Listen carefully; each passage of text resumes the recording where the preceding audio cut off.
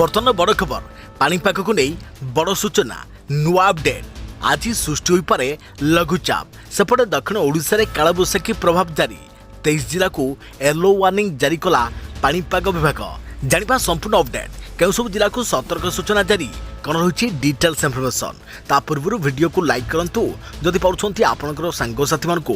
Video को share करनियतु जदि friends आपण माने हमर ई चैनल ले नुआ ही वीडियो देखुछंती पूर्व केबे भी सब्सक्राइब करनाती तबे निहाती चैनल को सब्सक्राइब करे सहित पाखे आसुवा बेल आइकन को बजाय रखतांतु। तबे राज्य में जारी रही भयंकर कालबैशाखी जनित वर्षा दक्षिण ओडिशा समेत उपकूल ओडिशार किछि जिले में बिजुली घड़घड़ी सह प्रबल वर्षा हेबार संभावना नहीं 23 जिला को येलो वार्निंग जारी करिछि पानीपाग विभाग।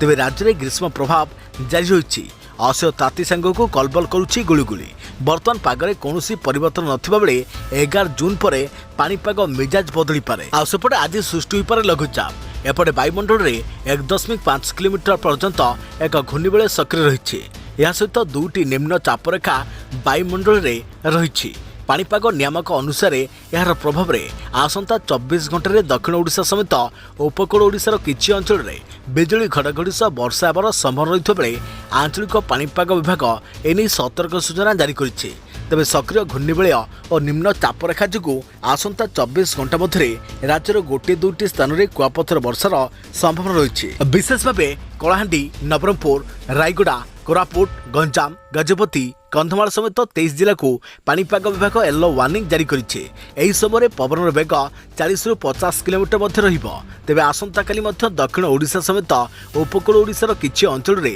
बिजुली घड़घड़ी सह प्रबल वर्षा हेबार संभावना रही वर्षा को दृष्टि रखी 21 जिला को येलो वार्निंग जारी करिछि पानीपाग विभाग। तेबे गत 24 घंटे राज्यर किछि अंचल रे बिजुली घड़घड़ी सह हालकारु मध्यम धरणर वर्षा हो जाइथिबा बेले अभ्यंतरण ओडिशार केतक स्थान रे दिनर तापमात्रा 40 डिग्री ऊपर रही।